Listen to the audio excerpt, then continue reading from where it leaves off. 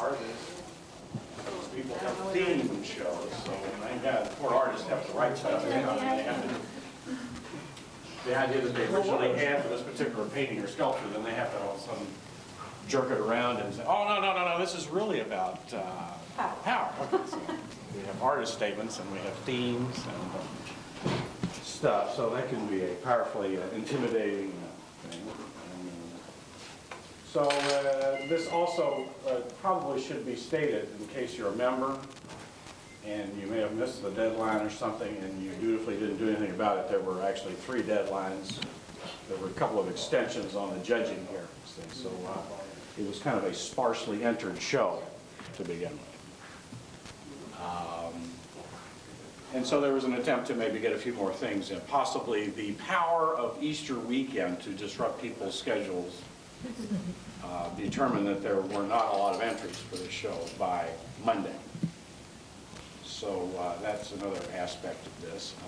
I found it interesting, as a member of Art on the Tracks, just a mere member, I found it interesting the imposition of a jurying fee, which is not refunded in the event of egos being squashed. So, and this is interesting to me as an artiste because I quit submitting to competition shows about over 15 years ago because I didn't really, there's somebody I don't know, the assistant print curator at the Omaha Museum of Art is going to judge this show in Wisconsin that I'm paying $20 to. I'm not going to go to this show. I'm going to spend a lot of, even if I get accepted to this show, I'm going to spend a lot of money shipping to this show. And I get a copy of the brochure, possibly, and a 1 in a million chance of actually winning an award. So I kind of, the notion of paying someone to judge my work that I didn't know, it kind of got me out of the competition business a long time ago. So this was an interesting concept here. And I suspect that in a co-op situation, as Artel is, that this imposition of a barrier between the haves and the have-nots, as in I has $20, I don't has $20 to enter this show this month, that's a powerful culling tool, I think, in the arts. It certainly got me out of the exhibition arts years ago. So that was something else that occurred to me. So there have been a couple of deadline extensions and some people yes, weaseled into this show after the deadline, and then some other people went out of their way and ran down here, threw their money down, and got their egos stomped on, and didn't get into the show after the extension. So it's been an interesting week for some people. One thing I've talked about to a couple of people tonight is it's kind of amazing to me to walk in here and from Monday morning, whenever I was down here, to tonight, somebody did a heck of a job of putting the show together. Who is that? Who is that powerful person? Chris Gordon and Howard Young. Okay. And all right. Yeah. Well, they have more to do with this show than I do, I think. I sort of went through it, and I didn't read too many of the artist statements. I'm sort of a barbarian in that sense. If you have to have a roadmap, or if you have to read about, this is the visual arts, I got into this business so that I wouldn't have to write and type and do stuff. I could just slather paint around and things. So once again, this notion of artist statements is, okay, I think if you can't give an idea what the thing's about in the title, you might have to run the title on 3 or 4 lines, but if you can't do that, then an explanation of it is sort of a problem in the 20th century, that you have to talk about it so much, and that so much is left to the viewer to interpret, which lets me off the hook, because I'm not going to talk about the specific content of much of this work here, because I sort of look at it and react. I don't really worry about whether there's a great lesson here for me. If it doesn't work in the eyeballs, then I don't care. If it's kind of vague and mushy and weak graphics. Sort of talking like this, you can understand, you know the message, but it's just not articulated enough. So we know, we kind of get the message, but by God, they could have been drawn a little bit better, stuff like that. That's what I look for. So I kind of look at this stuff, and as a civilian, it just look like modern art to me. And then as a teacher and someone who I guess has to look pretty closely at the fine points of drawing and painting, to the extent of looking at painting and drawing surfaces through a loop sometimes to see how these things work at the microscopic level. I just react to these things in a visual sense. Large things are powerful. And certainly when there was 11 things picked for the show Monday morning, we needed some big stuff, some big art here. Now this stuff, you can hurt yourself on it. That thing makes a big annoying noise that would cause you to destroy it in 30 seconds. That's power. Size counts. This is America. Texas, works in Texas, it works everywhere else. So big counts. Big people have a lot easier time of it than small people. And large wallets work better than small wallets, and we won't even talk about body parts, okay? So we got big stuff here. Nice excavation site, we got something that makes a lot of noise. If you want to get in there and sort of complete the message, which I think is, I'm a little suspicious of in the 20th century, the viewer completes the message. Well, I'll spend as much time looking at this as I've got time. You make me look at it. You want me to sit there and do this for 30 minutes, an hour? You want me to come into your museum on a Tuesday afternoon and sit in front of this thing for 3 hours staring at it, and by God, it better be good as a Vermeer or Rembrandt. And you want me to examine and go through the plastered messages and the overlaid cutouts and the juxtaposition of graphic elements and make some kind of message out of it. Well, it better look good. It better keep my attention for a while. So I really can't talk specifically about what any of this stuff means. It's, by God, that's a nice red. And black works. And it's got art stuff in it. You can tell it's art because it's got art stuff in it. Well, there's a Edvard Munch scream, and there's a David there, and there's some looks like some of them. I don't know. That's kind of weird looking stuff, but there's art in there, and there's weird stuff looking in there, and there's this nice red with a nice green edge on it. So if somebody cares to get involved in this, the visual, it's there. It's all crimped up. It's all made up, and it's ready to dance. Now, if you want to dance with it, then you got to get up on it and look at it. And probably do that before 400 people get in here chitty-chatting. Like 8 people right here. So if red works, there's a pair of red boxing gloves there, that works. Power, boxing, works for me, and it's big. Big photographs. Photography was, of course, the mother of us all now. Nobody believes in anything but photography anymore. So, and that's everybody's version of the truth. If there's a photograph exists of it, that it actually did exist. Andrew Jackson was our first real president. I've seen a photograph of him. George Washington, we're not sure. There are no photographs of him. Could be John Adams. So photography, and that's really annoying that they would put the top photograph at a different angle. Isn't that annoying? That's power. Any annoying things like that. And, oh, we got a swastika down here. That's always scary. But I kind of like the fact that at a distance. Now, there's a whole explanation of this over there that might be of interest to you, if you can get close enough to it later on. And it's about an incident involving a particular Nazi sports program, auto racing program. But at a distance, it sort of looks like a swastika. And I sort of thought, what a great idea just to do swastikas with paisley patterns. And swastikas with little smiley faces, and then I'll go to or paint little bunny rabbits, like little children's pajamas and things like that, and or little daisy patterns, things, but just do them on a large nasty symbols on it. You see, and that's they're sort of happy colors and all that. So that's a nice. You got this symbol that's supposed to hit you in the head, but then you got all this pretty color all over it, and there's a picture in there and stuff like that. So it's sort of, it's almost like camouflage, but you can't really camouflage a swastika. So maybe the point is, to push it further would be to, how pretty can you make a swastika? Could you get a liberal to hang one, the civil rights activist? Could you get a Jew to hang one in their living room?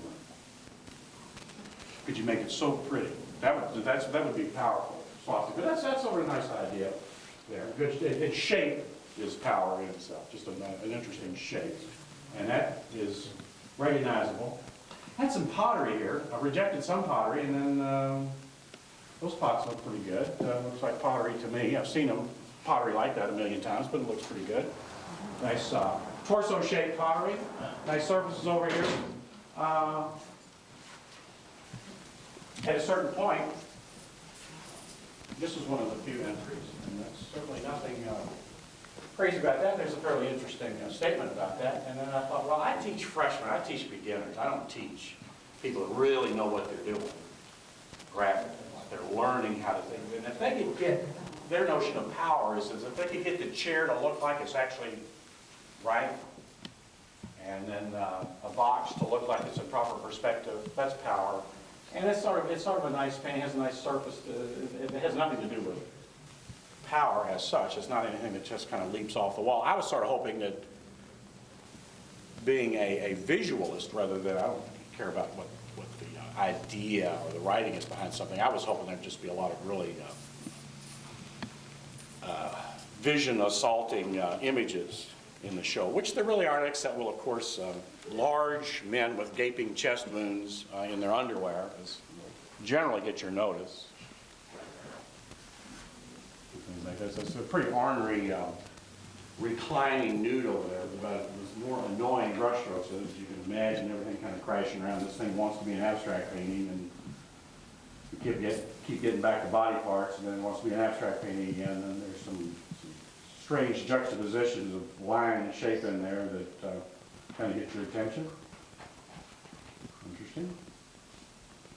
Now, whoever put this show together did a real good job.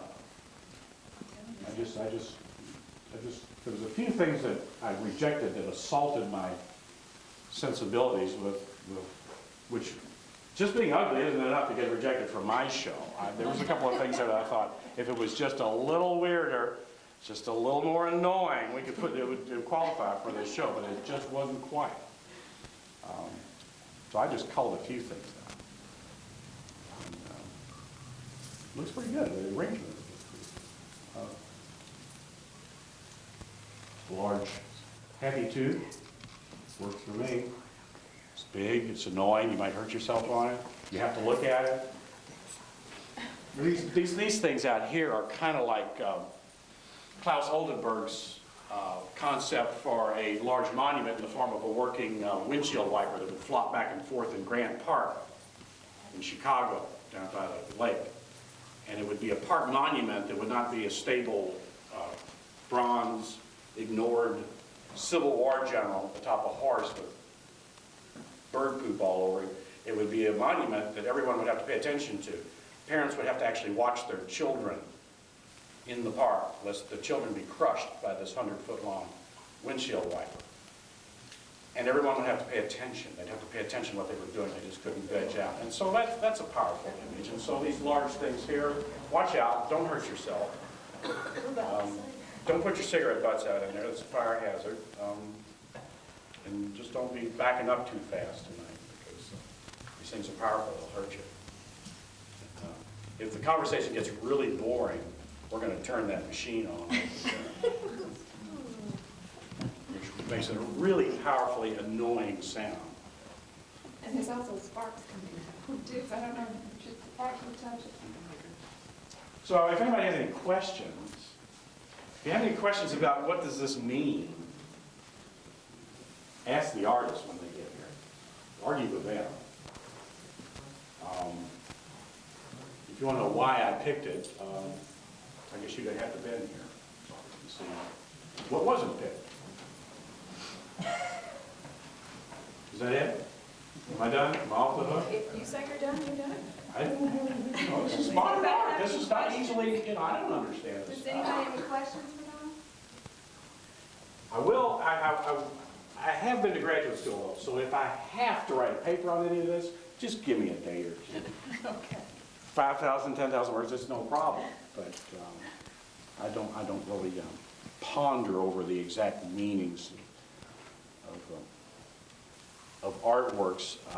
When I was in school, the big rage was minimalist, hard edge painting and minimalist sculpture and intellectual stuff and assemblages and environmental pieces, arrangements in the gallery, that sort of thing. And so we were trying to do that dumb as dirt. And our teachers, who were all a little bit older than us, 20 years older, they were all abstract expressionists. And we were doing this, we were trying to do this kind of stuff.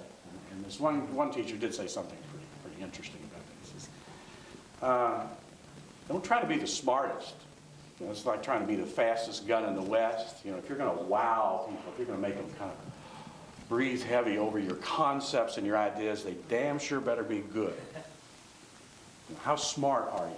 If you're going to be a conceptual artist, do you have the IQ for it? And after a while, we kind of examined our IQs and realized that maybe not. Now, I like to think that every once in a while I do something with a heavy concept behind it, but I don't worry too much about the concept behind it. I keep things at the visual level. If it talks to me visually, if it makes me look more at it, fine. If it doesn't, fine. I can walk into a whole room full of stuff and spin around, and they can be the most famous people in the universe, and if I don't see anything that catches my eye, I'm out of there. Because I'm going to be dead in 20 years, and I don't have time. Spit it out. Don't be vague. So I pick stuff that I noticed. You know, stuff's leaning against the wall, it's in a stack, it's here and there. What stands out, what makes me look at it. I think one of the more interesting conceptual artists is and I can't pronounce his name, I've never heard it. It's one of those things I've read it, Nam June Paik, the video sculptor, does things with videos and stuff. And he had, I was in a museum one time and there was a big alcove, large alcove. It was very large, and it had railroad ties, or 10 by 10 railroad ties in rows, completely filling up this room.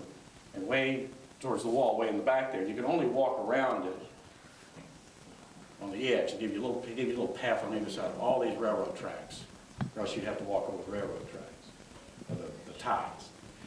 And in the end was a little table with a typewriter on it, and it had a message in a piece of paper, something about warfare, militarism, or something like that. And then there was a little cadenced march beat, something recorded there, like a marching band or marching soldiers. And I think it was done with the sound of a typewriter. So I'm standing about 30, 40 feet away from this little table with a typewriter on it. I thought, well, I wonder what's written on it.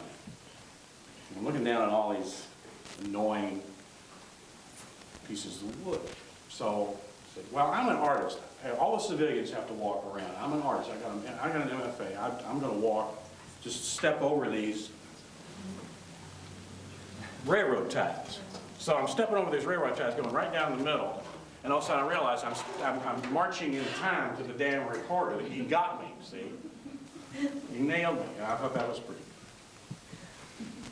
How would you notice something in a show if it were very subtle and didn't catch your eye immediately? Should it just not be in the show, do you think? If the judge happens to have an eye for subtlety, I personally don't. If something really makes me look at it a long time, sure, you see, that's the whole point of the art. It isn't art until it lasts about more years than the artist is alive, and maybe it's art. It's also not art if you just see it and you don't see anything different in it 6 months later, especially if you go buy this thing and hang it on your wall and live with it. If you're not seeing subtle differences, seeing it in a new light after 3 or 4 years, when you've seen the painting, you might as well throw it away with like the worn out couch that's underneath. I don't have time for subtlety. I don't have time for a lot of vague graphics, a lot of convoluted references to people I haven't read. I've read a lot of books, but hell, I haven't read 19th century French romantic poets. Sorry. I figured out another way to get an MFA. So if they're going to make all these obscure references, am I supposed to go to the library? Am I supposed to read this book? Am I supposed to read this big hanging pamphlet that sometimes hangs beside an artwork explaining it? The writer, pop writer Thomas Wolfe, wrote modern art. And my God, you need a road map. You somehow don't need that when you look at it. I hate to sound like some kind of traditionalist, but I'm not really, but I need a road map. I don't have, there's 6 billion people on the planet. I don't have time to get into your head and figure out or care whether you're having the psychic equivalent of a good hair day or a bad hair day. Or how you're getting in touch with your personal feelings. I'm sorry, there's 6 billion people in line. And I'm gonna be dead in 20 years, and I gotta go do my laundry, and I gotta go make a painting. Somebody asked Norman Mailer, that butthead, recently, he did say one thing. He said, somebody asked him, well, who do you read? Who are your favorite writers? He says, hell, I don't have time to read. I'm a writer, I'm writing stuff. So I got paintings to paint. So if somebody wants me to judge a show, give me something to look at. There's only 2 rules in the visual arts. What? There's only 2 rules. You gotta give them something to look at. I'm not talking about conceptual art or performance art or any of that kind of stuff. That's okay too. I hate to go to performance art because if I don't like it, I'm embarrassed for the person that's doing it. Sort of like watching somebody on a Johnny Carson show, I get embarrassed for them. And if I have to watch somebody, it's only like 30 people in a room and there's a performance artist and I think it's boring or awful. Ooh, I feel bad for them, so I don't do that very often. But you got to give them something to look at, right? It's a visual art. If you give them something to listen to, that's music. If you give them something to read, that's literature. So I'd rather look at the painting. I don't really care to read the pamphlet that's next to it. And the second rule is you got to make it up. Everything else, there's no rules. There's no such thing as good or bad taste. No such thing as hip and non-hip. Duchamp was looking for an alternative between positive and negative and neutral. Now there's something to do. There's something to look for there. There aren't any rules. Now, there's no cool media, and I teach painting, which is a dying program at my school. And nobody really wants to do it anymore. It's computer and photography and that sort of stuff. And that's okay. I have a dark room. I like photography. I are a photographer. However, this notion that a particular media is more proper or better for a particular person than some other kind of media. I don't think you have a natural talent for photography as opposed to natural talent for wood carving or painting and drawing. There's no such thing as good draftsmanship, you know. What's a pretty drawing? What's a nice drawing where everything's in the right place? I think we've gotten a little bit beyond that, so I don't want to get in any art arguments with anybody because it's all true and it's all a lie.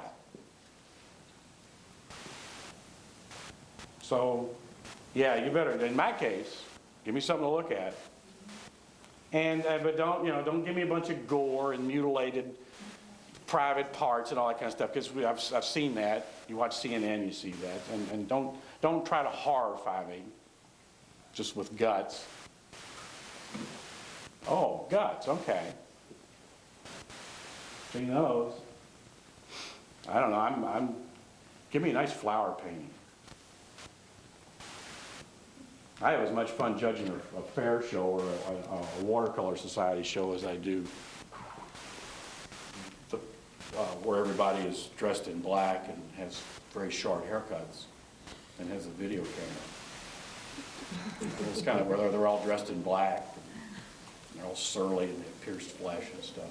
So that's all that painting is, just black, and everybody's having a bad hair day psychically and they're all pissed off about something. Well, if it's Friday night, I don't want to hear that. Okay? Am I done?